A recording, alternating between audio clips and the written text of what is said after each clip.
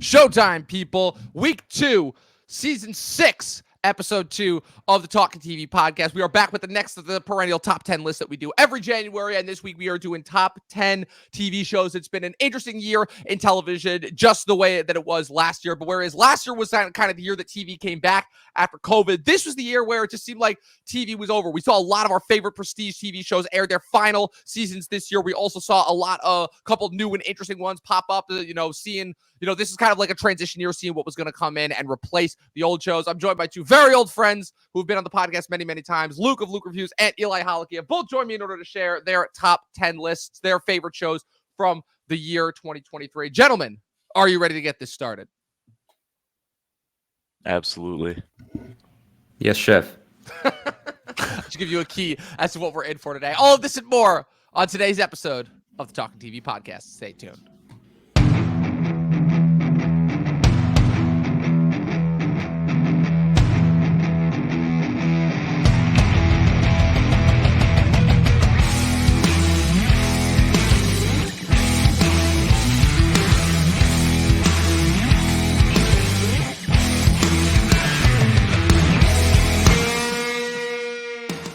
All right, what's going on, everybody? Like I said, we're here to talk about the year of television in 2023. We're here to break down our top 10 lists, which, as I know, is something that we always love doing. But before we get started, I always like to start the episode off with this question, which is where we're at in terms of TV. 2023 was interesting because of everything that happened that year, because of the strikes, our first real year officially out of COVID, the way that 2022 really wasn't. It felt like in a way where TV really came to play in 2022 and in 2023 because things seemed to shift back towards the movies with all the massive blockbusters, with the way that people finally seem to be engaging with movies again in a way that they really hadn't the last 3 years. TV, I'm not going to say that it didn't have the same impact, but there definitely felt like there was a sense of change in the air, right? About every couple of years, we go through these cycles of whatever the big it show is at the moment, those kind of come to an end, and then you have a bunch of new shows come to take its place. But because the strikes happened this year, delayed a lot of the fall content that we would have normally gotten. A lot of shows got pushed to later on in the year. A lot of the shows got pushed into the next couple of years. A lot of shows got scrapped, still no sign of Severance season 2. No clue when that's coming back. We got a couple of interesting new shows, a couple of returning shows that we hadn't gotten in a while. But as I was talking with both of you before this got started, this seemed to be the year where just TV ended. A lot of our favorite shows we've been keeping track of over the last couple of years. Like I said, Succession, Barry, Ted Lasso, Reservation Dogs, Sex Education, Physical, a lot of shows. Attack on Titan. That's the big one, right? After many, many years of speculation as to whether or not it was actually going to happen, Attack on Titan aired. Season 4, part 2, the final it was episode? Part 3. Part 3, they were 2-hour-long episodes. That's right. Yeah, they basically aired it as a movie. So I wanted to get your guys... Part 3B. Right. So I wanted to get your guys' thoughts on that. What did you guys think of the year of 2023 when it came to television, how it compared to previous years? Eli, I'm going to start with you because, again, some of my fondest memories of us hanging out were always when we would sit there and we would watch Barry season 3 and The Boys season 3 and Better Call Saul's final season. And it just felt like we were in this moment of yes, TV is back. And where do you think we are now when it comes to TV? I think there's a bit of a vacuum, if you will, in terms of what kind of shows could come in and kind of dominate pop culture. I could see, The Bear has really been around a lot of conversations that I've been seeing in terms of being that new phenomenal show that everyone's going to be, starting to talk about. The Boys is only getting more and more following each year, especially with Gen V this year. It was, I'd say, a pretty successful show. I think it's going to really help to elevate that. And then there's just some new shows that kind of are coming in, looking to stake their claim. I think that we'll see a lot in terms of maybe I feel like more streaming services might kind of just try and do more projects, see what throw at the wall and see what sticks, if you will.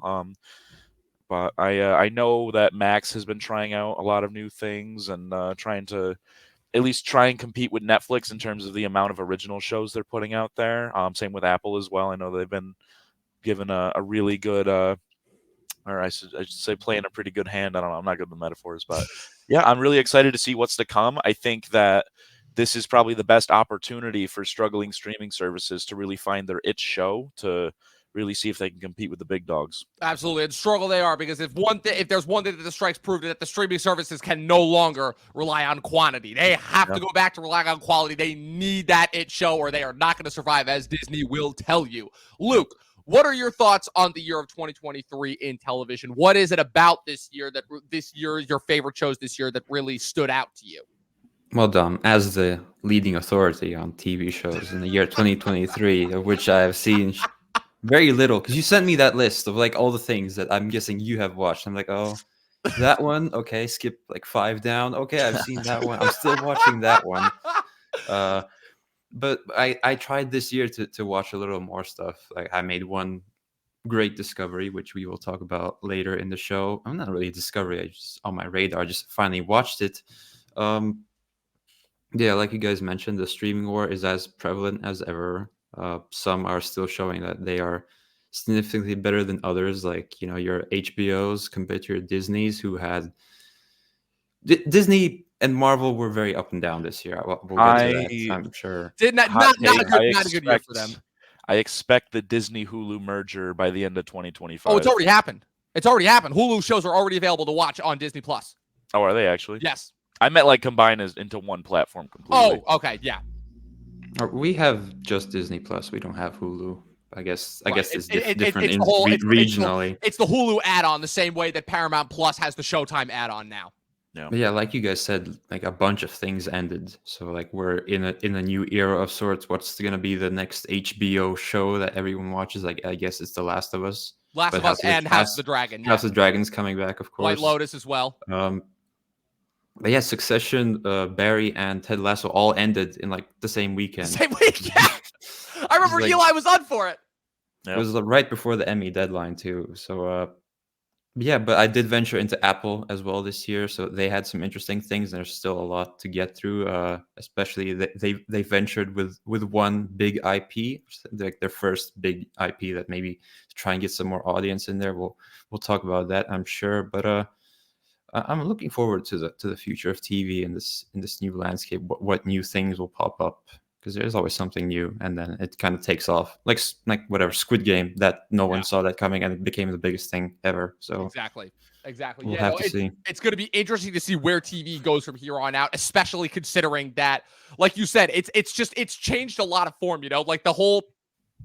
We were talking a lot about this over the last couple of years, but the whole prestige era that kind of really got started with Breaking Bad, and then later the first couple seasons of Game of Thrones that was continued with shows like True Detective and whatnot, that's kind of really come to an end, I would say. And now we really are in this phase of like, you know, what, like I would argue like blockbuster TV, because like with what House of the Dragon did last year, with kind of what The Boys as a franchise almost has become with their spinoff now. And now obviously with, like you were talking about, Luke, the Apple TV Plus shows, just the money that they are putting into those shows. Like I would argue that most of those Apple TV Plus shows are more cinematic than some of the TV. Like, I'm sorry, you got an Apple TV Plus show that's got better CGI and effects than half the Marvel crap that we got this past year. Like, come on. That is absolutely insane. Before we get started, I just wanted to run through a couple of my honorable mentions that I had. I had The Last of Us. I have Dave season 3. I have Sex Education's final season. I have Loki season 2. I have The Fall of the House of Usher on Netflix, which is a show that did not make any of our lists, but was another excellent installment in the Mike Flanagan canon. Invincible, first half of season 2. Legend of Vox Machina season 2. Mine and Chris is one of our favorite shows. Physical and Ted Lasso's third and final seasons, both of which aired. The Continental, the John Wick 3-part prequel show on Peacock. Righteous Gemstones season 3 and The Bad Batch season 2. But those two were originally in my top 10 and just recently got knocked out by 2 other entries that I saw first. I'm going to get this started off. My number 10 is an entry that is one of the few entries that has made all 3 of our lists. I will say that right off the bat. And that is Gen V, The Boys spinoff, which is a show that I was skeptical about going in, to say the least, because I'm like, okay, we're already getting The Boys spinoff material. I didn't necessarily ask for this. I don't know if I wanted this. I didn't watch the animated Boys content when that came out, even though Dustin said that was very good. And I saw the premise is basically The Boys, but in college. I'm like, okay. And it just shows that, like, I need to stop underestimating this creative team, because if there's one thing that Eric Kripke and Craig Rosenberg and all the other incredible creators on the show have done, it is that you never know what's going to come next. You never know what's going to be. The end of the first episode alone, I was like, what the fuck? Like, I just, after everything, like Eli, we also thought that the first episode of The Boys season 3 was crazy enough to begin with. And Oh yeah, added more twists, more turns than I could have possibly saw. Added another layer to the corruption that we all know that the show is already capable of. Introduced some new twists on some other familiar powers. Basically made bloodbending like a mainstream power now, which I didn't even think that was possible, but apparently you can do that. Again, a really good, interesting batch of new characters as you see. Basically, like I said, what is essentially the I'm trying to the Blue Mountain State Dawson's Creek, but with superheroes who like teen who are going through teen angst and also can't control their powers. Each one of these new characters was really interesting, really compelling. Went through a fully satisfied arc. Introduced us to some really interesting and good new actors as well. A lot of these actors, aside from the lead actors who I'd only seen in one really terrible Tyler Perry movie from like a couple years ago, really impressed me. Also, fun fact: the girl who plays the shrinking girl is actually dating Robbie from Cobra Kai, which I thought was a little interesting tidbit right there. And like I said, it ended and set up for The Boys season 4 spectacularly, and I can't wait to see more of this. So yeah, my number 10, Gen V. Going over to Luke, what is your number 10? My number 10, I'll just mention some honorable mentions first. Not so honorable mentions, more like they just about didn't make the list because I've only seen 13. Some of them aren't even full shows, so I'll just give a small shout out to Percy Jackson. It's about as good as the book was. It's nothing amazing. It's kind of like American Harry Potter, maybe a little cooler, but not written as well. But I'm excited to keep venturing into that. Half of Invincible, it wasn't good enough, that first half, to make the list. It was good, but it's only half. And The Mandalorian season 3, which is just like, what are we doing here? Yeah. What happened to the first 2 seasons? And now we're getting a movie, and I'm just like, 3 years ago I would have been so excited for that, but now it's like, great. Yep. I know I have a Grogu up there. Yes, you do. I enjoy his presence. I have one too over on my bed. I also have some Grogu pajamas as well. I have said this before. Unless it's animated, and unless Star Wars gets taken away from Disney, I am no longer looking forward to anything coming out from Star Wars. Oh no, same. And I'll believe that the movie is actually coming out when I have purchased the ticket. Exactly. Otherwise, exactly. Yeah. I still don't believe they're going to make that Rey movie. Not for a second. No. All right, Luke. What's your number 10? Number 10 is Ted Lasso season 3. Some episodes were really bad. I remember. I don't remember a whole lot of it because it was like way back in the spring. But it's still Ted Lasso. You're still gonna have great episodes. But this season did show that this is it. We can't really force much more out of it. It's a very corny show, but the corniness works in this case, and I think they ended it off really well. Seeing all the characters once again, and it didn't have that cliche ending of like, oh yes, they won the Premier League, which is like, it's not realistic to do that as a football fan, not that football. Though this year I have become a fan, and I'm officially declaring myself a Texans fan, especially after yesterday. That's like, oh no, oh man! I was about to say, save that for the sports podcast that I'll eventually get on this week when it becomes bigger. We'll do that, but Ted Lasso season 3, it's a great Apple show that I'm sure will be at the top of their lists for years to come, no matter how long it will have been out. Yeah, I don't need a spin-off of anything from that show. Yeah, I agree. They ended it the way that they wanted. Also, like I said, I'll say this about that season of Ted Lasso. Like I said, mediocre season, not the best effort that show has turned out, but wrapped it up the way that they wanted to, went out on their own term, which I give them a lot of props and respect for. Eli, you're number 10. Yeah, absolutely. I will quickly just say that I did have an honorable mentions list that I definitely not take as seriously as you guys. And there's only one thing on there, and it is MILF Manor. I just thought the sheer concept alone was ballsy enough to, warrant me talking about it. Just because of the amount of backlash they got, and they still stuck with it. Just they got backlash for what? Oh, they got so much backlash. They told everything that they said exactly what it was in the title. It's like a reality show. Yeah, it's a reality show. They get a bunch of like young, attractive men together. And it seems like it's going to be a generic dating show. And then they pull back the curtain and it's all their moms. And so, yeah, Come What a on, like nightmare. A show that was concept made for us, alone Eli. is so ballsy that I needed to mention it just because like that's amazing in my Oh opinion. my And god, I hate that's reality TV. I really hate reality TV. I think most of it is just scripted, just sheer bullshit that is just so fabricated, and I don't know. I don't like it, but that segueing into my number 10 actually is a kind of a reality show, which is Jury Duty, which I thought was absolutely phenomenal. I just thought that was also a great concept, and I think that was reality TV done right, because I think they had actors in and around the one guy who didn't actually know that the whole thing was like a TV show, and I just thought it was like great. And the little like mini stories they had with all the little with each individual member of the jury in there was really kind of funny to see. And I just thought it was a great concept, and I really enjoyed watching it and seeing it progress through each episode. Yeah, this is a show that I desperately wanted to check out. I think the first time I heard about this was when it got nominated for the Emmy for comedy over Yep. the summer. And I was like, "What the hell?" I don't think I'd heard of it. And then I looked into it and I'm like, "Wait, is this a reality show or is this a narrative show?" And I think the answer is that it's some sort of a mix Yeah, between it's the two. both.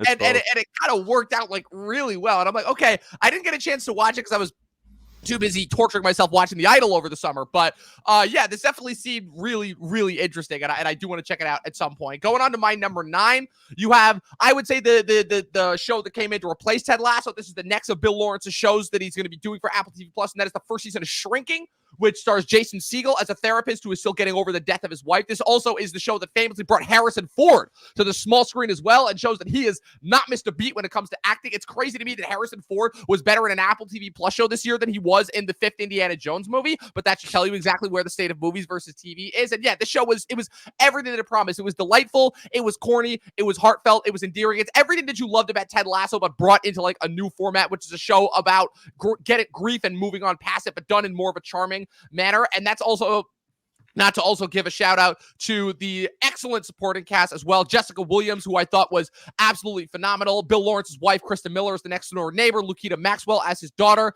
And what's it called? Where is he? And Luke Tenney as Sean, who is a veteran suffering from PTSD, who Jason Segel's character let stay with him. Jason Segel shows that he has not missed a beat since How I Met Your Mother days, but he's gotten a little bit more mature. He's gotten a little bit, he's evolved a little bit since his How I Met Your Mother days. And you see a new side of him that both between this show and then also Winning Time, which unfortunately also met its unintended end this year as well. But you see a new side of Jason Segel that you really haven't seen before, that really, really impresses me from an acting standpoint. It shows that he still does have a career past his goofy size. That's my number 9, Shrinking.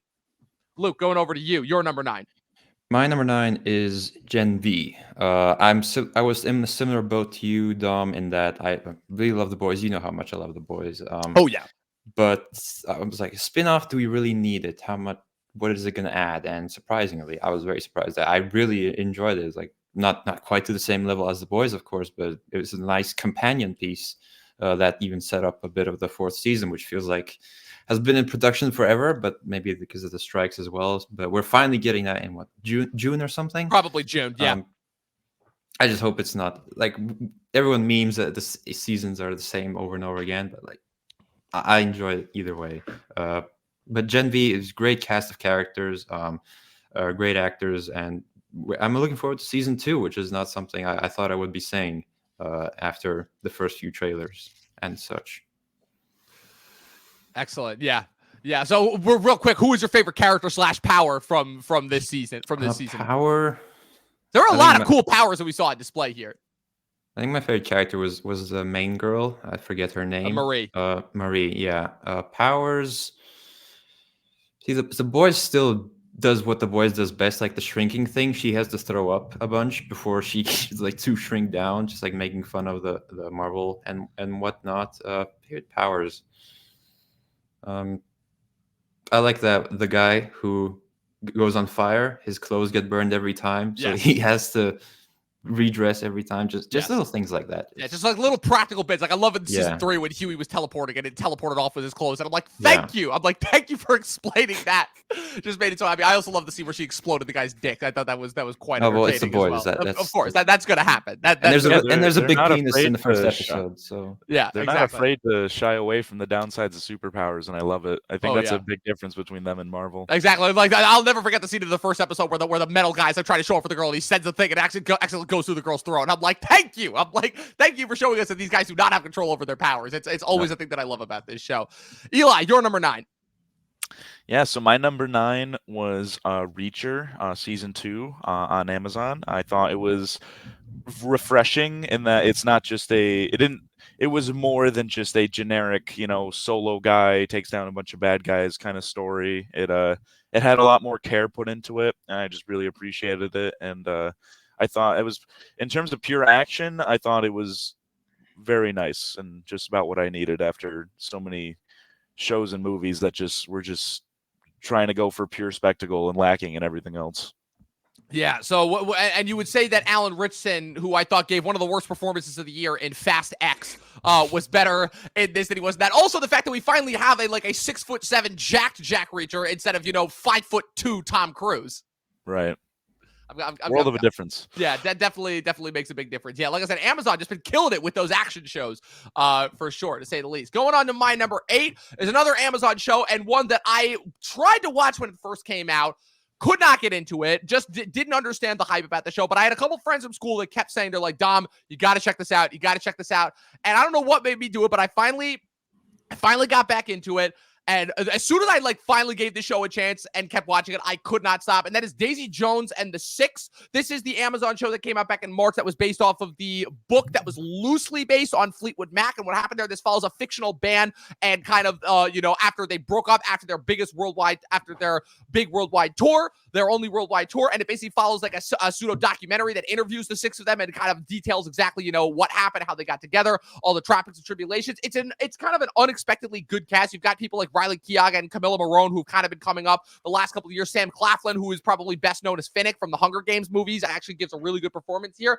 I think the thing that's about the show that is so interesting about this show is that it's not perfect. There's certainly got a lot of problems, especially with the ending, but it's kind of in the imperfections that I kind of found the joy of it. It was just so wistful and just all about just the enjoyment of the art form, which is something that I usually don't say too much, considering the fact that, it feels like that's something that keeps going away more and more so as time goes on. But first of all, I mean, just the music itself was incredible. And just it wasn't just the music. It was kind of how they evolved and got to the music that I thought was really interesting. I thought I'm not going to go out of my way and say that this was like a new Almost Famous, because nothing can quite touch what Almost Famous was. That's one of my all-time favorite movies, but this definitely kind of brought back a lot of the elements that made that movie as good as it was. And also in terms of just finding joy through making stuff with other people, and kind of the residual sadness that comes from that when those things inevitably come to an end, when people are unable to are unable to put the work before their own personal beefs and biases. And you would think that would turn out to be something messy, but it actually turns out to be something really joyful. And even though this does have a sad ending, it still kind of leaves you hopeful in a way. And not at all anything that I was expecting to get from this show. I was expecting this to fully be just a cheesy, chick flick sort of a thing, and it wasn't. So I had to give it a spot. Daisy Jones and the Six. I really, really enjoyed this one. Luke, moving on to you. Your number 8. My number 8, I didn't think this would be on here, but I have the second season of Loki. I don't know if it was the incredibly bad taste in my mouth from Secret Invasion. I lasted, maybe 2.5 episodes? And thought, okay, screw it. I'm going to see the rest on Twitter anyway. More than me. And I did. Yeah. And it ended you were wiser than me. fashion. I unfortunately stuck through all the rest of that show and suffered as a result of it. How do you screw up Secret Invasion? But anyway, I couldn't make it through episode 1. I was just bad. I can't do it. Fair enough. So bad. I was tricking myself into thinking, yeah, this is okay. Yeah, you're it's not that bad. It's the first episode syndrome. Yes. But Loki too, I didn't watch it for the first 4 weeks. So I was like, okay, who cares? I'm done with Marvel, except for the movies. I'll watch the movies because it's easy 2 hours. But then everyone's saying, okay, it's actually really good. I'm like, okay, let's watch it. And then it was really good. Loki, this first season of Loki is one of the few Marvel Disney Plus shows that are good to serviceable. You got maybe some of WandaVision, but Loki was always my favorite. This second season was better in pretty much every way. I thought it's both. Does both as much for Loki as it did for like what I thought would be like a setup for Secret Wars and whatnot. That's up in the air right now, I guess. Yeah, it was like just like a really cool time travel-y kind of show, which I was hoping like the first season would be. That one was just more like, oh, what's the TVA? And like, I don't really care what the TVA is. Let Loki be like DB Cooper and all these other historical figures that we don't really know much about. But yeah, it ended off really well. The finale was really good. There's just a moment in the finale where he goes and learns all of physics, engineering, mechanics like centuries later. So I really enjoyed that. Ki Hu Kwan was a great addition, but I only hope that he doesn't suffer from Olivia Colman syndrome, where after she won an Oscar, she just seemed to be popping up everywhere. And it's like, okay, I'm kind of sick of your shtick. But he's gonna be in a 87 North action movie, so that could be something.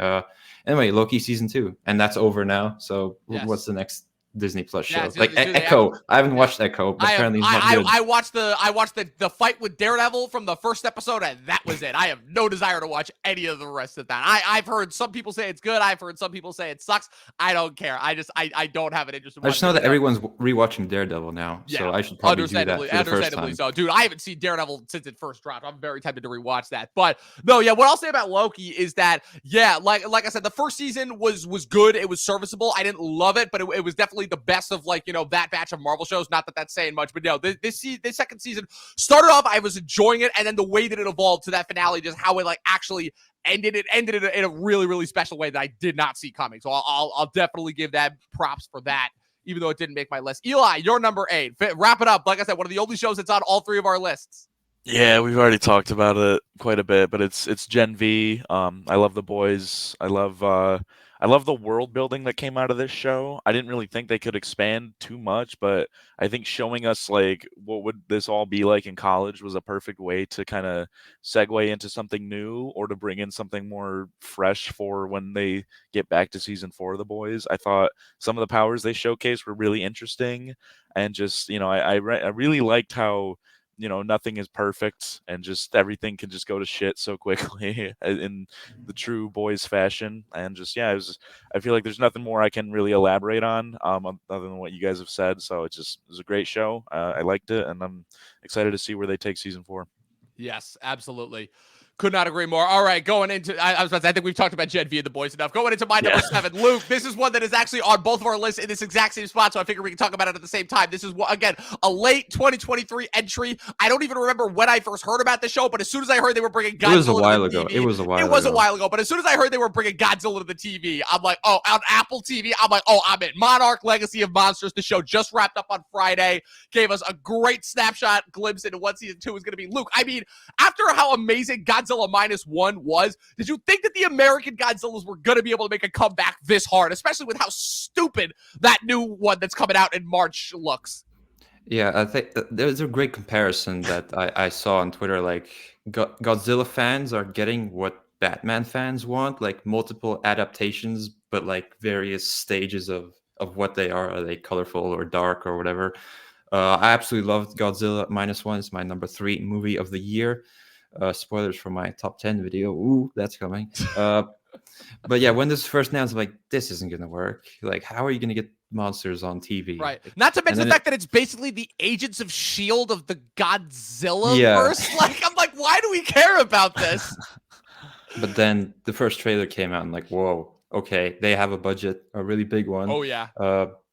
But I really enjoyed it. I wanted to be like, I think they titled it wrong, first of all. I agree. It should have been like Godzilla, the Monarch Archives or something. Yes, exactly. Every time I try to explain this show to people, they're like, what? I'm like, yeah, I know. That's why I just call it the Godzilla show. They're like, but that's not what it's called. I'm like, I know, but just bear with me for a second. But I mean, you watch that first episode, and I mean, from the flashback giving us a different perspective on the first Godzilla movie to the ending of that first episode, which is like one of the craziest things I've ever seen. Like, kind of like a really good throwback to, like, I would say the Kong 05, the Peter Jackson movie, and then how it just keeps escalating in each new episode, adding more. The best way that I can describe this show is that it's basically Lost meets the X-Files with Godzilla kind of just always lurking in the background. And like we get but that's just like a foray. We get introduced to like a whole bunch of new creatures, a whole bunch of new monsters. Some of the creatures, some of the designs they have are absolutely insane. Like you said, Luke, the budget, man, they do not shirk on the budget. They truly did spare no expense because, oh my God, I mean, the Ion Dragon versus Godzilla attack in the finale alone might have been better than every single fight that we got in the movies, which is kind of insane when you think about that. I think it's up there with like the Muto one in the first movie because like just because the scale of it and how heavy they feel. But I think my only complaint is that I want to see like maybe some of the OG monsters. I don't know if there's a licensing issue with it was that. absolutely a licensing issue because people were talking is. about that because they were comparing the Ion Dragon to one of the other. I think it was Gamera or something like that. They need to get that sorted because I want to see those monsters with high budget CGI and whatnot. Yes. I really enjoyed the dual timeline thing. I love Kurt Russell. I love Wyatt Russell. Yeah. I think we were talking about that too, which I thought was really cool. Where it's like, the whole gimmick of where it's like, that Wyatt had been like getting up there over the last couple of years. You know, finally had his big major breakthrough, I would say, with playing John Walker on Falcon and the Winter Soldier. Then he gets to play the younger version of his dad, Kurt Russell, which they were talking about that in an interview where it's like, I never envisioned that. He's like, I always thought that like we would play like in the same movie per se, but I didn't think that we would ever play like different versions of the same character, which you thought was interesting. And Kurt was even saying like, I'm actually impressed that they did that instead of just doing the whole having me play the younger version, but then CGing me to look younger, which I'm really glad they didn't do. I just wouldn't think that the MonsterVerse. Okay, there's like 4 movies. 4 movies, yeah, that's 4 movies, gonna be 5, I guess. Yep. And is this really that successful a franchise where we make a show? And I guess it is. People, I don't know. There's numbers on this one. Definitely is a market for it. Yes, for sure. And I would also venture to say that quality-wise, this might be the best thing they've done, only because I feel like even when it comes to the best of the movies, there's still problems, like the boring ass Aaron Taylor Johnson in the Godzilla 2014 one, the fact that they can never seem to make the humans right, the fact that every time it's like, okay, we're just waiting 2 hours until the monster fights finally happen, and this is like the one instance where they finally got everything right. They had a really compelling batch of human characters. The central mystery and conflict with them was at the forefront. The monsters did not take center stage. They were like, and also they made the monsters fucking scary. I would say that like the movies have been a little bit guilty of making these things a little bit too friendly. With Kong learning how to talk through sign language and Godzilla acting as like and Godzilla acting as more of a protector than an actual adversary. But I would say this show and all the new creatures that it added, with the Frostvark and oh my God, the bugs in the first episode, they made these monsters scary again, which I think is what this property has kind of been lacking, and I really, really appreciate this show for doing that. So, and just to go back to what we're getting this year, when last time I saw that trailer in theaters, I think it was Aquaman. I'm like trying to enjoy it, like, okay, this looks good. But then there's the final shot of them running. It's like, the weight is gone. It doesn't feel anything anymore. Exactly. It's like Godzilla's pain. Kong's got an infinity gauntlet. I'm like, this has literally become Marvel at this point. Like, just tell me when season 2 is out. Exactly. Or the next Japanese movie is out. Yes, exactly. Especially since they hinted at Kong in the next one. And I'm like, okay, so this one was the setup for Apex, and then the next one is going to be how they establish, so basically timeline wise, the modern day, this fits like right after the first Godzilla movie, but we cut to in 2017, and we know that Godzilla King of the Monsters is not until roughly 2019, 2020. So like we still got a little bit of time to fill in there. So I'm going to be really interested to see what they do. Maybe then we'll get some of those monsters that we saw in 2019. Exactly. Well, because they did establish that they already had the Monarch outpost established at like all the different spots, but like I'm hoping that we'll see some of that. That, like I said, we only got like brief glimpses of in King of the Monsters as well. Yeah. So that's our respective number 7s. Monarch, Legacy of Monsters. We just nerded out hard for a second there. Eli, your number 7. Yeah, so my number 7 is The Last of Us from HBO Max, or Max now, and it's very interesting to me because I'm a huge fan of the game. Well, the first game, less so the second game. Still good, but had a lot of problems. But this first season was adapting the first game, which I thought is like a masterpiece, like one of the best video games like of all time in terms of storytelling. So adapting it to a TV show I thought was going to be really cool, and they could have the pros of it being a TV show versus a movie is they really could draw it out like some points in the game and really take their time with it. And I thought they did a great job in a lot of aspects, and maybe were a little worse than the video game and a few others. I didn't necessarily like the Kansas City arc all that much when when they were hanging out with the two other guys that were kind of on the run. I didn't really like the direction they took that story versus the game. They kind of made it a little overcomplicated for what it was, and I thought the ending was pretty generic, just for that arc in particular. I thought they actually did a lot more world building for the show compared to the game, which I really, really enjoyed. And I thought they did do some things better. Some storylines were definitely better, and I thought the characterization of a few side characters that aren't in it for very long was more fleshed out. So overall, I put it maybe just a little below the game in terms of quality, but still a great show. I thought they did a phenomenal job with it in terms of an adaptation.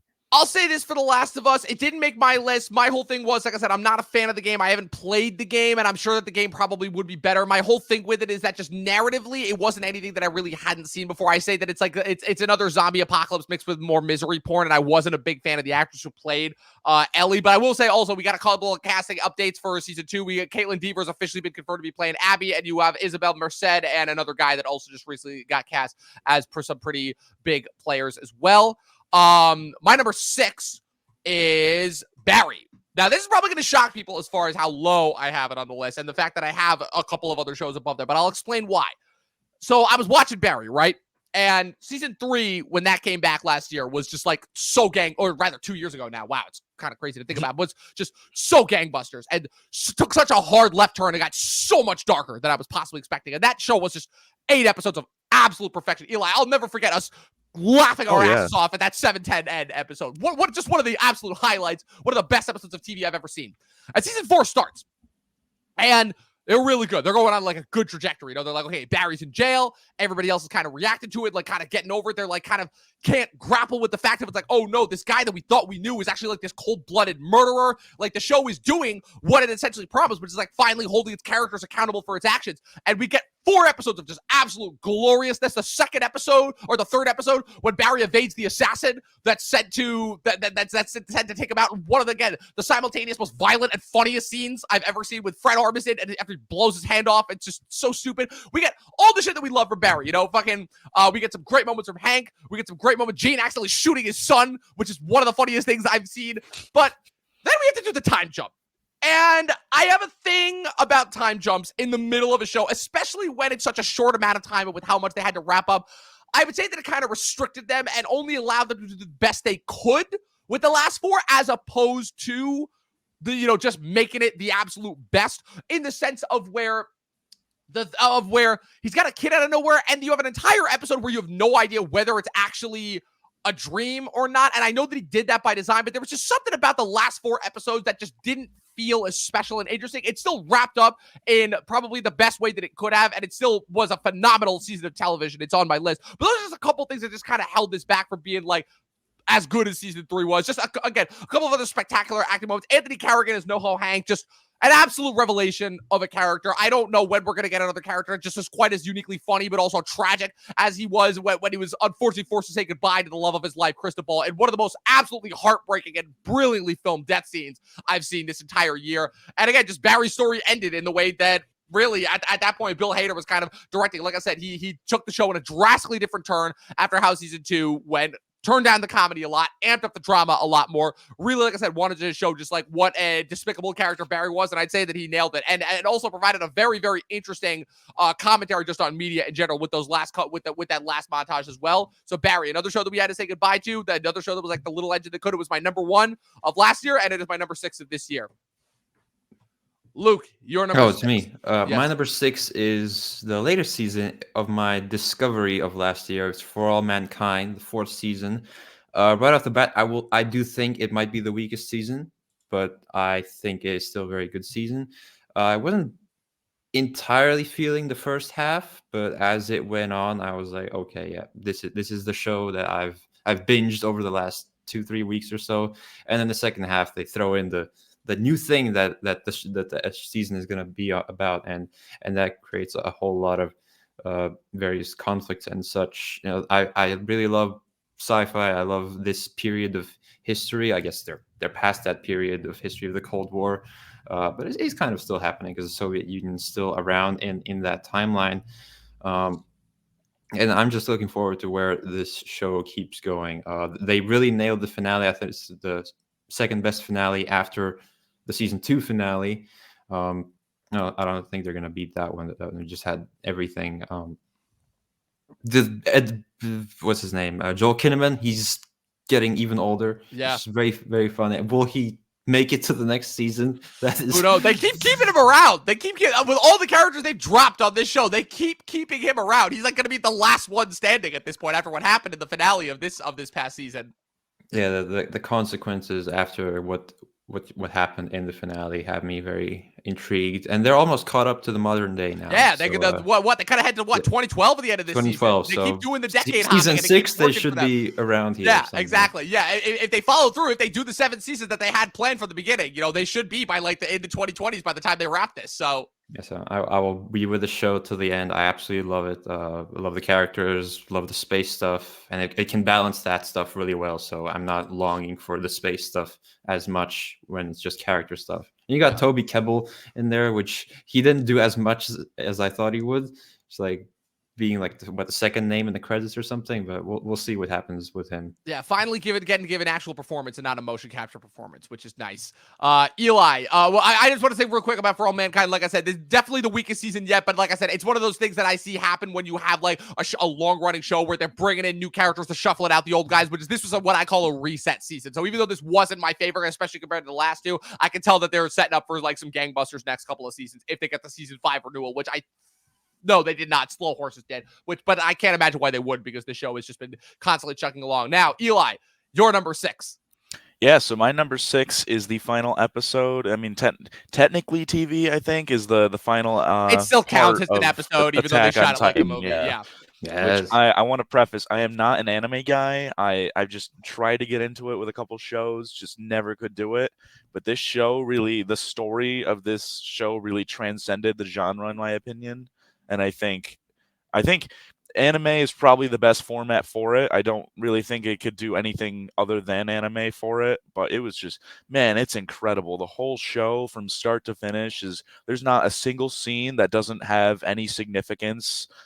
Just there could be a random conversation that happened in season 1. It's like, okay, kind of random. And then it like has significance like towards the end of season 3. And it's just like mind blowing. And the twists and turns are just absolutely phenomenal. And the ending is just like this really bittersweet, just like, just, oh my gosh, it was absolutely incredible. And I really like the message that it sent when it did end. And, it's just kind of, that's life, and, it's kind of up to your own interpretation of how well things went for people, which I really like. So. Yes, and unlike One Piece, it actually ended. So right, exactly. There you go. That's ending soon. Believe it when I see it. Say anything with George R. R. Martin finishing those goddamn books. Believe it when I see it. Don't even get me started. We'll be here all day. Trust me. He's signed on for like 5 new producing roles let's Sleeping Dogs lie. Let's let Sleeping Dogs lie. My number 5, another show that ended like a show. It's another little show that could kind of popped up. Out of nowhere, like in the wake of COVID, had like a decent run and then ended as Reservation Dogs. This is a show that, again, I was like, okay, this is basically like a coming of age show set on a Native American reservation.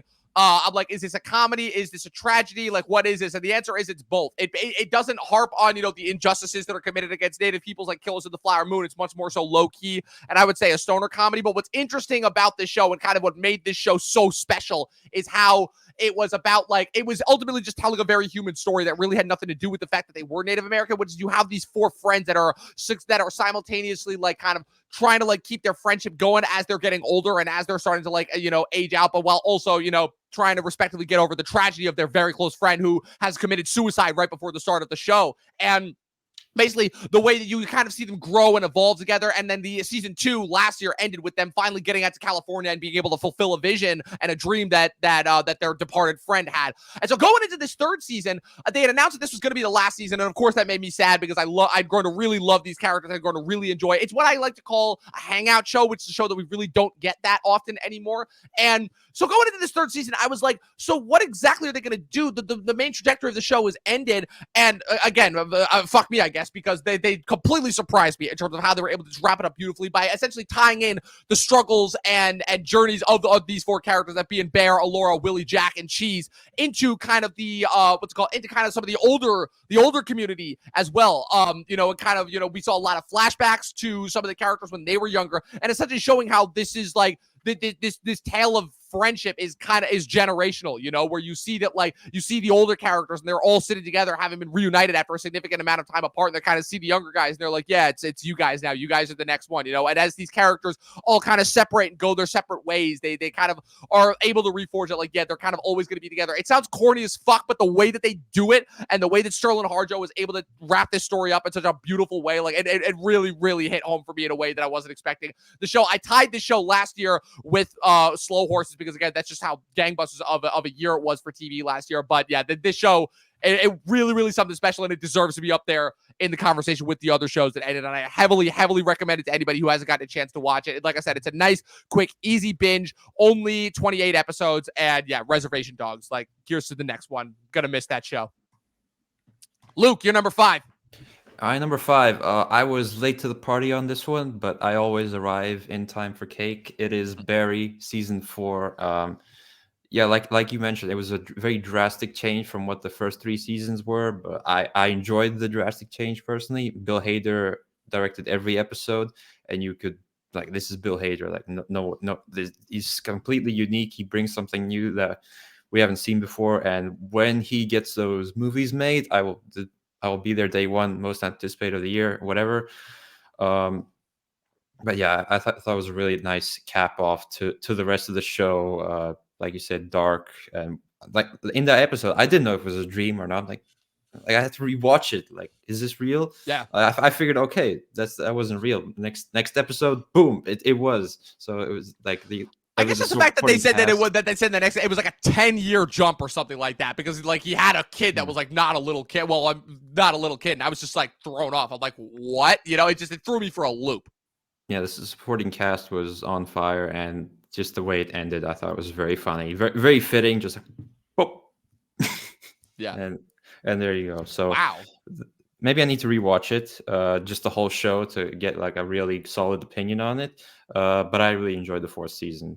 Maybe because I was binging it, just trying to. Yeah, it is a very bingeable show too.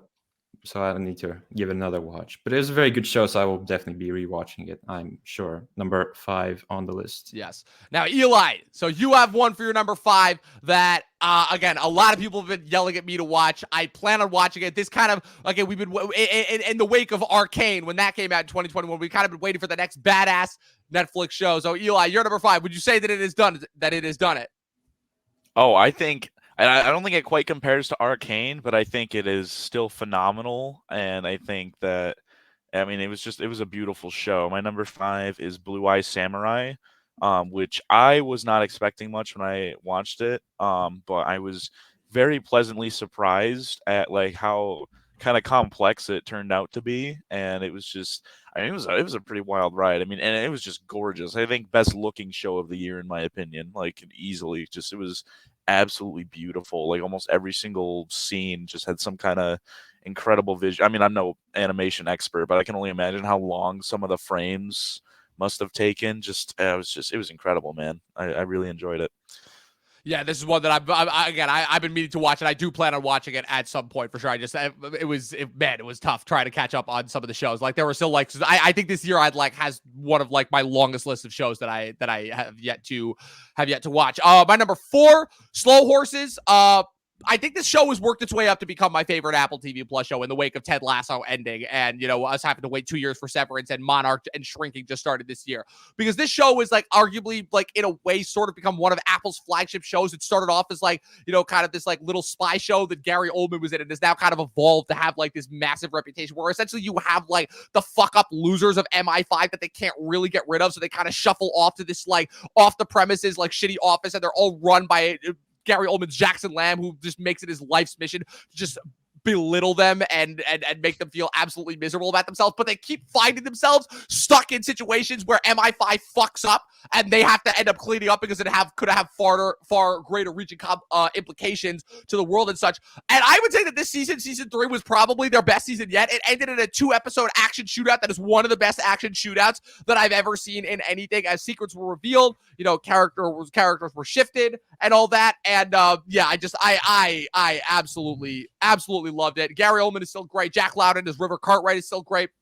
Kristen Scott Thomas, the entire cast of the Slower House, as they were trying to make their way, get past the slight tragedy. And again, just the fact that it's, at the end of the day, it's as good in the cinematic as it is. It's still TV, and it still sets you up. It's for the next season in a great way. It's based off of a really, really good book series written by Mick Herron. Mick Jagger does the opening theme song. It's one of the only shows that I stick through the theme song fully every time. Chris and I started this last year when it first dropped, when it was one of the only shows to have dropped 2 seasons in 1 year. The first season was April of last year. The second season was December of last year. And I am more than excited for what they're going to do with the next couple of seasons. So my number 5, Slow Horses. So guys, I'm just going to quickly use the bathroom, but Luke, you continue with your number 4.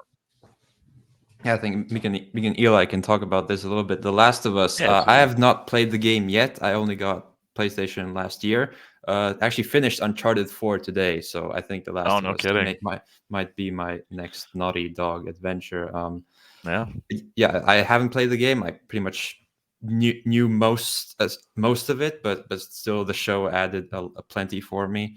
It's just nice to have another prestige HBO show, I guess. But I think the not playing of the game really clouds some of those errors that you mentioned that you maybe weren't so fond of. But also there were lots of additions that people liked. So I love zombie stuff. I love Pedro Pascal. I love dark stuff, and just the memes of everyone crying after every episode every week as everyone's dying.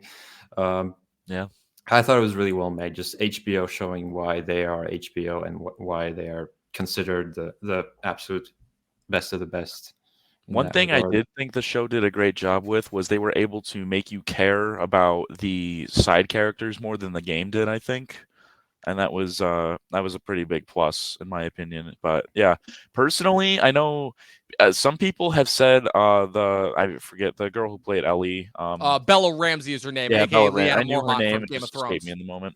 I personally think she's about as close to Ellie as you can get compared to the games. She doesn't quite have the look, but in terms of her voice and like her actions and everything, I think she was pretty spot on. I personally did not have a problem with the casting at all. In fact, I thought Pedro Pascal was less Joel than Bella Ramsey was less Ellie. So you mean the most overcast man in Hollywood right now? yeah. I mean, he's having his Linsanity run. Oh my god! And now he's gonna be the latest person to get ruined by Marvel, and I'm like, oh, awesome. Yeah, I mean he's getting that fat stack though, so you can't really blame the man. So. And he barely has to do anything for the Mandalorian. Exactly. He literally just gets in the booth once a year. Exactly. He even basically admitted, he's like, yeah, I wasn't on set for Mandalorian season 3 at all. Like, at all. And I think that makes the wild. most sense. Yeah. All right. So, Eli, you're number 4. Yeah, so a bit of a hot take with this one, mainly because I haven't seen as many shows as you guys, but I also am just excited for what's to come. I put Invincible just because I really, really enjoyed the first season. I've never read the comics, so I'm not really sure what to expect. Some people have a problem with like the kind of the gap they're leaving between both parts of the season. I don't personally. I'm pretty satisfied from what they gave us in that first half. I thought that it was more of what we came to love. I love how they're constantly bringing back like seemingly small elements or like some random villain from like season 1 that doesn't matter, and they give them more of like a bigger role, and they seem to use up everything they showcase so far, and I'm very excited to see. I feel like they're ramping up the stakes constantly with how they set up this new season, and I think that there's a lot of potential in terms of conflict. Not that there isn't already conflict. I think there's actually a lot of conflict between every plot line, and it's like that constant pressure on Mark and how he's going to handle everything, and can he save everyone, or like what's going to happen. And I think it's that's pretty great in my opinion. So No, absolutely. Yeah, and then, like I said, the only reason why I'm with you, I love the first half of the season. The only reason why I didn't have it on the list is, like I said, it's incomplete. It's only half the season, it's only half the story. And even though they like the where they left it off at the end of that 4th episode, I'm like, wow, like there's a lot of different places where this could go. But yeah, no, I'm like, yeah, it's only half the season. The story's not finished, so that's the only reason why. And I also I don't understand the reasoning as to why they didn't just release all 8 episodes at once. But I'm assuming it's because they probably wanted there to be less of a gap between seasons 2 and 3, the way there was between seasons 1 and 2, and this was their best way of compromising. Yeah, my number 3. This is one that, again, I was surprised you guys didn't get to, but I understand why. My number 3 is probably the best miniseries that I saw this year. The show came and had its massive moment. It is winning a ton of Golden Globes. It will win a ton of Emmys tomorrow night. That's the reason why we're doing top 10 TV shows today, because the Emmys tomorrow night. That is Beef on Netflix. This is a show that is created by Jake Schreier, who is currently tapped to direct Thunderbolts. It was interesting because this is a show where, again, just based off the premise alone, I was like, I don't really know where this is going, but I'm interested. It was directed by, it's produced by A24 as well, in another collaboration with them with Netflix, where essentially what happens where a road rage incident that involves 2 different people of 2 different social classes that kind of spirals out of control. And I'm like, I don't exactly know where that could go, but this is just one of those instances where you have the initial episode with the road rage incident, right? But like I said, you have Steven Yeun and Ali Wong as our 2 main characters. First of all, I didn't even know that Ali Wong could give a stand-up comedian could give a dramatic performance this excellent. Steven Yeun, I knew he'd been acting for quite a while now, between movies like Burning and the Bong Joon-ho movie that he was in, and then Minari, which he got an Oscar nomination for a couple of years ago. It's come a long way since The Walking Dead. And this is just an example of what happens with 2 very, very damaged people, very emotionally damaged people, and really just 2, like, just fucked up people like that to not do a lot of good things, and kind of how the consequences of their actions kind of come back to haunt them. And just as, like, again, it just the twists and the levels that it just keeps going to over and over again. Every time they try to resolve it, every time they try to squash their beef, pun intended, it just something else comes in to just further escalate it as you get to know more and more about each of these respective characters, the world, the different people that are involved in their lives. And it just keeps going and going and going until it goes to that explosive conclusion and climax. This is one of the biggest surprises for me of the year. This is one of the most interesting and engaging watches that I saw of the year. Like how this show goes from, like, her hooking up with one of his relatives to, like, them breaking into her house to them tripping out on mushrooms in the desert. Like, the show goes in all different possible ways that I didn't even think it could possible to go to. Like, It was just 2 people arguing. Oh, no. Oh, if that was just that, this show would not be as successful as it was. Like I said, for everybody who has not seen this show, watch the show. You will not be dissatisfied. It's going to win the Best Miniseries Emmy. Steven Yeun and Ali Wong is definitely winning Best Actress. I hope that Steven Yeun wins over Evan Peters, because, like I said, this show was really something special. I think was we're looking for, in terms of, like, what new TV shows from 2023 have to offer, I think this show is the prime example for it. So my number 3, Beef. that's next on my list. Yes. All right. Now, Luke, Eli already talked about it, so bring us home. Yeah. But I want to mention about Beef. I may not have seen the show, but around the time it released, I had a dream that I bought Beef branded frozen lasagna. It, like, had the poster on the lasagna. I was like, oh, that looks good. That's weird. It was already, the algorithm has already found a way to seep its way into your your subconscious. That's crazy. But anyway, my number 3 is Attack on Titan part 4.3 A and B. I was late to the party on this one. I had tried to start it like 3 or 4 times, but then I just never got there. I said, okay, it's finally ending, supposedly. I'm gonna get to it, and I never looked back. It's probably the greatest show ever, and the ending was absolutely everything. I had no idea how they were gonna end. I haven't read the manga or anything, so I knew it was gonna be controversial. Lots of people weren't gonna like it. I, for one, thought it was really good. The action was great. There was a really funny moment in it involving an okapi. I'm sure Eli remembers that moment. It was emotional. It was sad, but it wrapped up everything perfectly. It's like if it was the whole season 4, then it'd be number 1. But it's only the last 2 episodes, but they were really good episodes. That's why it's so high up here. And yeah, I'm thinking I'm gonna have to watch more anime after this one. But they say that if you watch this, it's all downhill. So I've heard. In my experience, it is. Yeah, although I have heard good things about the anime Death Note. I have heard very good things about that.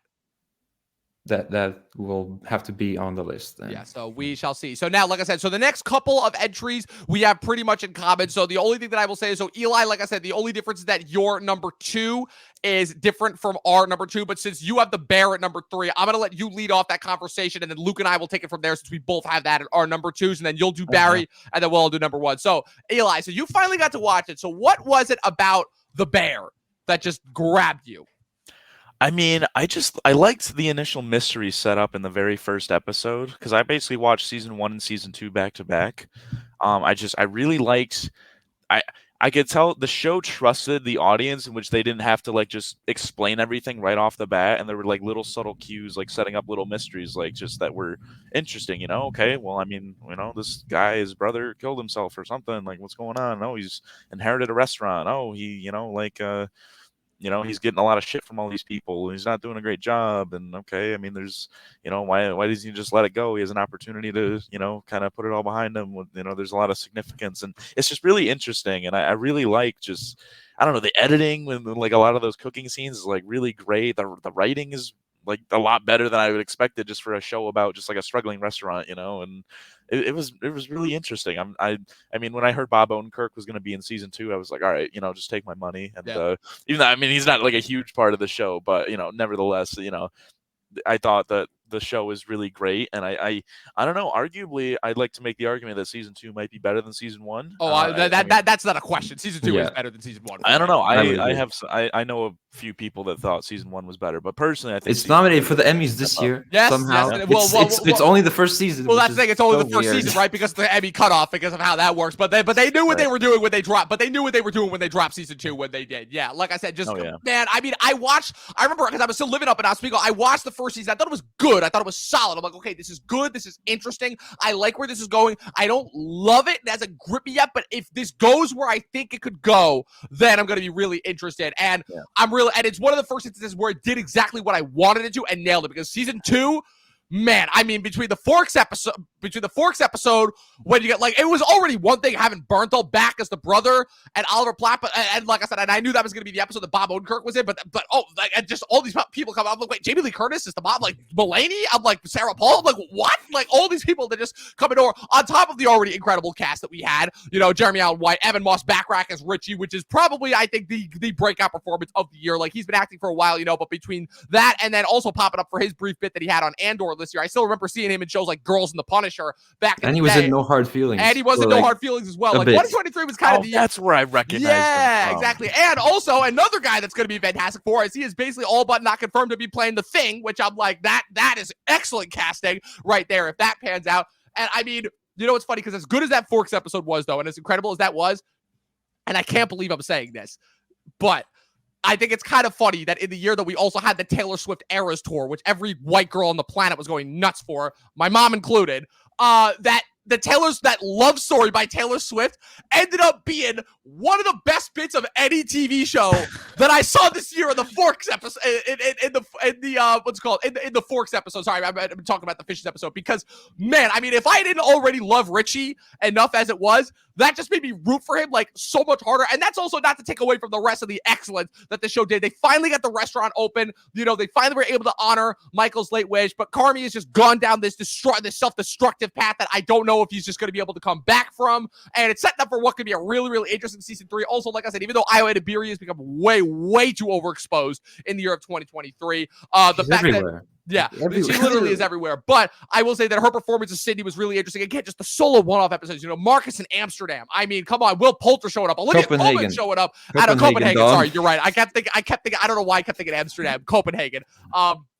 Man, I mean, even the minor characters like Tina and Ibra, when they went to cooking school, and Ibra dealing with like his insecurities about like whether he's going to be able to cut it in like a high dining establishment versus what he's used to and all that. Man, just like the little subtleties that this show was able to pull off. Again, giving the sister so much more. I mean, the Seven Fishes episode, you know what it was that hit so hard for me is that I'm like, I've lived that shit. I've literally lived that. So like the stress that comes from that, and it's like always just, growing up Italian, there was just something about it where it's like whoever's doing the cooking, it's like, you don't talk to them. You don't ask. There's that one thing that you just do not talk about. And this family, and just showing just like how dysfunctional they are. This show really, really brought dysfunctional families a new form of dysfunctional family, I would just say, that we haven't seen before. And man, this is one of the quickest binges I've been to this entire show in 2 days in a way that I just was not expecting. So Luke, bring it home. You also watched The Bear. It is your number 2. What is it about this show that is so special and could be like the new It show going forward? I think it just has everything. If you want a high anxiety cooking show where the editing is absolutely crazy, if you want like this character study of this guy who was affected by this tragedy and where that sends him, or you want a wholesome show about a guy learning to make desserts in Copenhagen, or you want the family drama episode, or you want to sing Taylor Swift while driving in your car, like this show has everything, and it does everything to the highest level. Like you said, that whole Forks episode is just pure joy to watch, and I could watch that over and over again. I don't know how they're going to top this in season 3, but I know I'll be there day one. I use cousin in my daily vocabulary everywhere. Yes, chef. Just to address people. So it's just a very fun show. So you got the Punisher throwing forks at Saul Goodman. Like, what else do you want? Yeah, that's it. That's the thing. You had a Bertel Evan reunion because you had the Punisher and his guy in the chair, both in that episode. I have not seen the Punisher. I just know that he is the Punisher, so yes. I'll have to. Well, I'm saying Richie, Evan Moss Backrack is in the Punisher as well. So. Oh, then I have to watch the Punisher. Yeah, now you have to. Now you have to. It's the first time they work together. Yeah, Okay. It's great. The Bear's great. I can't wait to see where they go from season 3 onward. Like I said, I don't know if we're gonna get the Bear season 3 this year or next year, but I know that that's the thing. They shoot these shows fast. Like, I think they shot like the first season in like 3 months, not even, and they had it ready to go like 2 months later, which is absolutely insane, the turnover rate for this show. So yeah, excellent season. One of the defining moments of the year. I absolutely cannot wait to see where they go with season 3. Now, Eli, break down your number 2 before we all go over our respective number 1s, which I don't think it's going to be any surprise as to what our number 1 show of the year is going to be. It's pretty much what everyone has decreed is the show of the year. But Eli, your number 2. Yeah, my number 2 is Barry. Absolutely love the show. I really thought the ending, I thought this was tied for the best season with season 3. I honestly really liked the ending.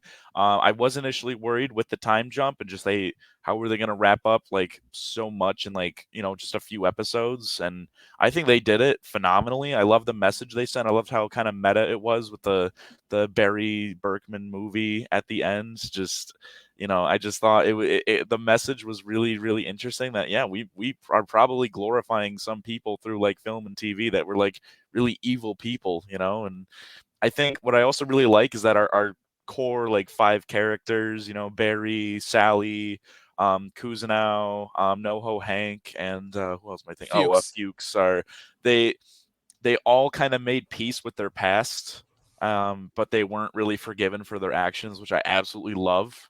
And I think that's the most appropriate ending for what the show was trying to do. And just, it was phenomenal. Very shocking, lots of twists and turns. I think NoHo Hank is probably one of my favorite characters in like any TV show ever. So that's, it was just phenomenal in every way.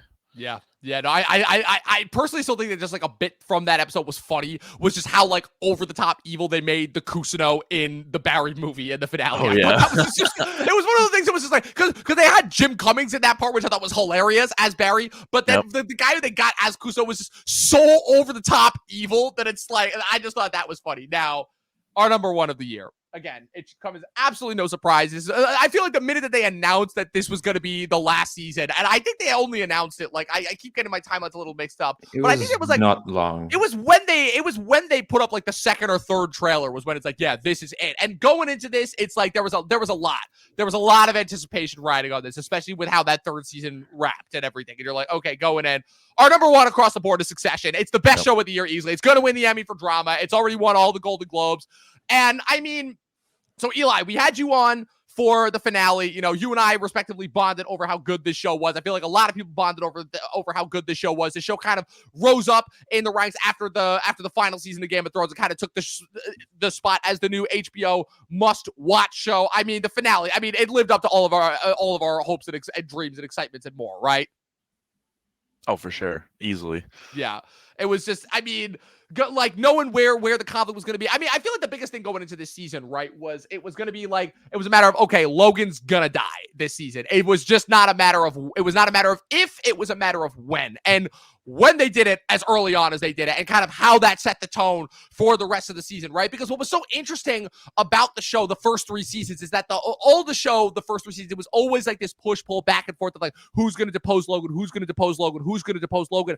And so I guess what was so interesting going into the season is the writers recognizing their self-awareness of like, okay, if this is going to be the last season, we have to change things up. We can't have it be. So the fact that like you pretty much had the siblings first, like finally saying like, okay, fuck this. We're not going to try and overpose our dad. We can't beat him. He's too untouchable. And then finally seeing it, like finally being able to pull their efforts together and finally being able to do what none of them individually have been able to do, which is finally take out their dad.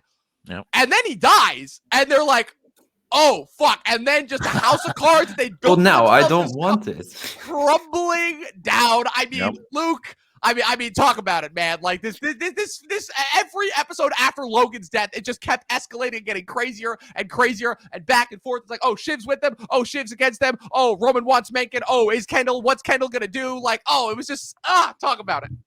Yeah, I think I watched the show sometime last year. I just watched through all of it. It was on my list for a while. But then I rewatched everything before season 4. And it's like, oh, it's the last one. What the hell am I going to do now? I only just got here. Like, and then the season started like, okay, yeah, this is a solid start. They're going to buy Pierce.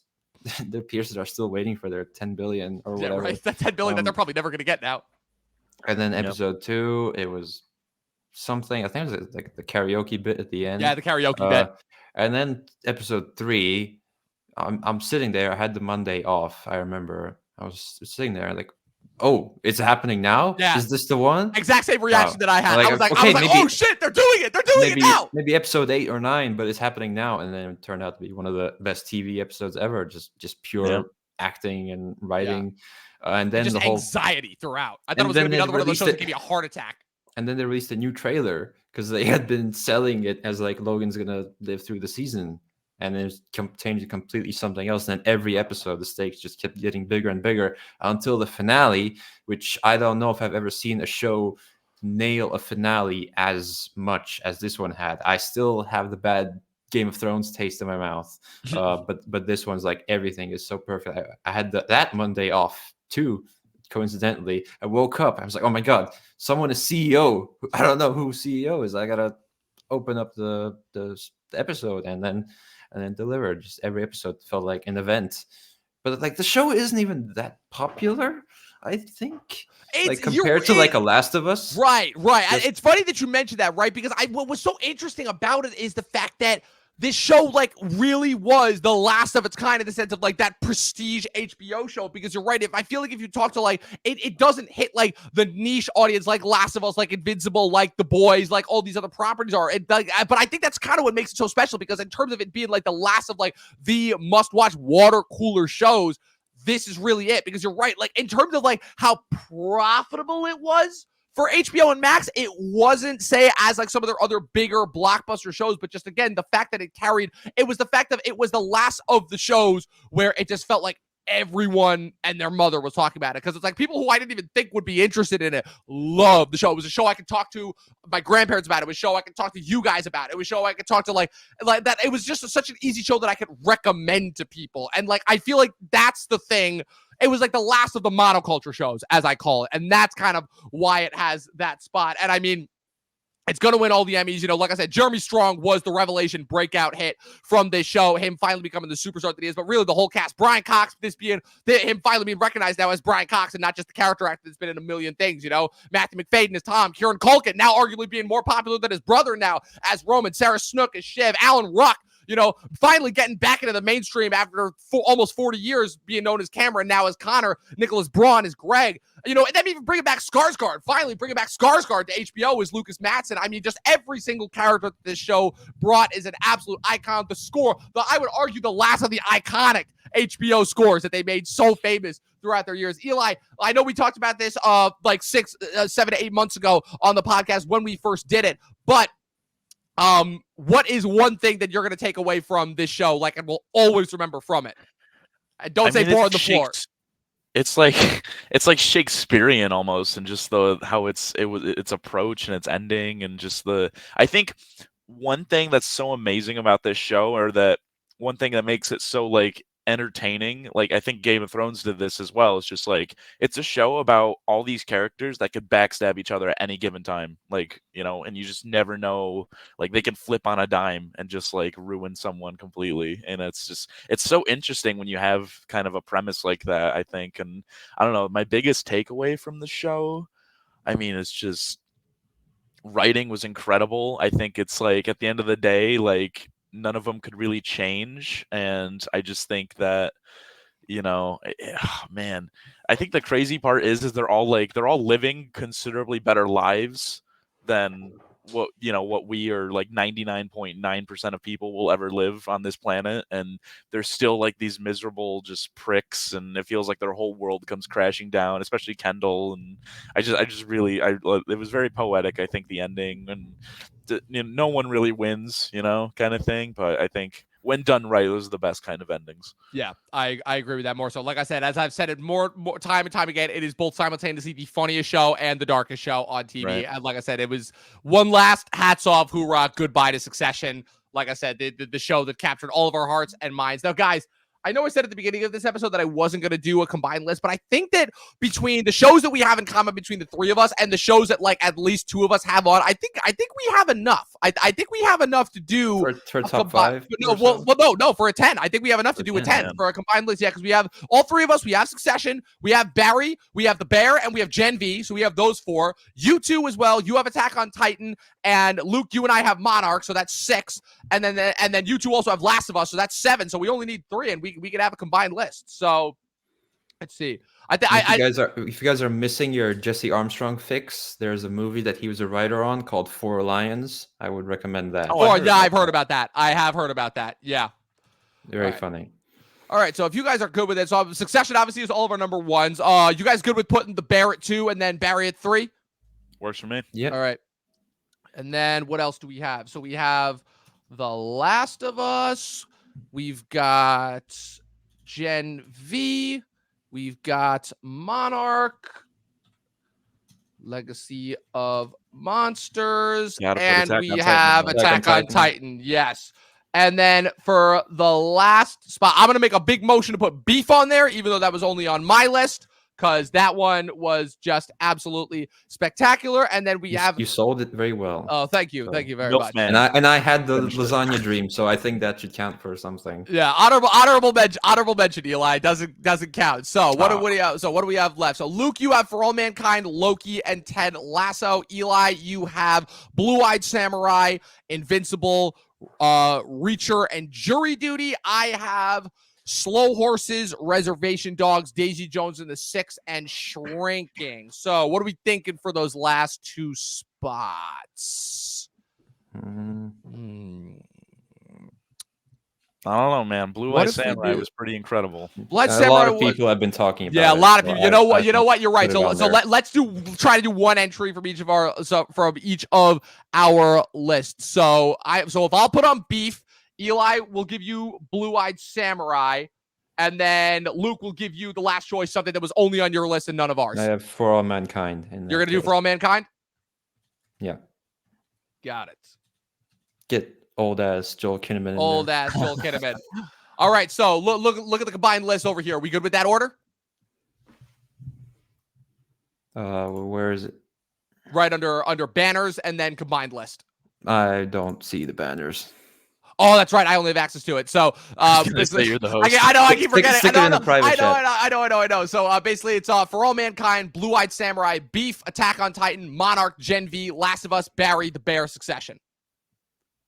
Yeah, that sounds cool. Pretty good to me. Yeah. All right, people. So, with that being said, our combined top 10 favorite TV shows of 2023. Number 10, For All Mankind, Season 4 on Apple TV+. Number 9, Blue-Eyed Samurai on Netflix. Number 8, Beef on Netflix. Number 7, Attack on Titan, the final season on whatever anime streaming service there is, which I don't keep track of. Number 6, Monarch, Legacy of Monsters on Apple TV. Number 5, Gen V on Amazon. Number 4, The Last of Us on HBO. Number 3, Barry, final season on HBO. Number 2, The Bear, season 2 on FX. And number 1, Succession, the final season on HBO. Gentlemen, thank you so much for joining me on yet another excellent episode of the Talking TV podcast. Luke, starting with you, where can the good people follow you on the interwebs?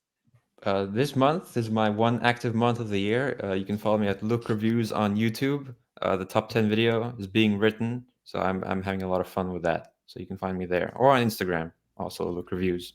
Absolutely. And Eli, about to make your debut on another podcast. If you want to just give that a shout out as well as where the good people can follow you on the interwebs. Well, it's not confirmed yet, so maybe next time I'll leave the shameless plug. But as of right now, I still only have that Instagram and not that YouTube. I've been saying I was going to get around to making, but if you do want to, give me a follow, shoot me a DM. My Instagram handle is E_Holicky, like it's spelled on the screen, 45. It's E_Holicky 45. Yeah, just shoot me a DM. Love talking about movies, TV, storytelling in general. I read a bunch of books if you guys like that. So I'm a nerd. So Yes, yeah. Absolutely. That you are. It's why we have you on. It's why we love you. And of course, follow me with everything going on at Movie Nerd Reviews across all platforms, at Official Talking TV Podcast across all platforms. This episode will be available on YouTube and Twitch after this. Be sure to, it will be also be available on Spotify and Apple Podcasts tomorrow. And as well as stay tuned for more things coming from the channel. Big things we have planned this year, especially involving one Luk Reviews and a certain show that is hitting its 20-year anniversary later. I don't regret committing to it yet. Oh, no. Yes, definitely not. Definitely not. But it's going to be a lot of episodes. Just fair warning there. And as always, people, for myself, Luke and Eli, 12 seasons in a short film, and watch more fucking movies. We'll see you guys next time.